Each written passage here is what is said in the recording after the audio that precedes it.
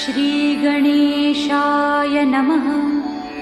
अस्य श्रीरामरक्षास्तोत्रमन्त्रस्य बुधकौशिकऋषिः श्रीसीतारामचन्द्रो देवता अनुष्टुप्छन्दः सीताशक्तिः श्रीमद्हनुमानकीलकम् श्रीरामचन्द्रप्रीत्यर्थे जपे विनियोगः।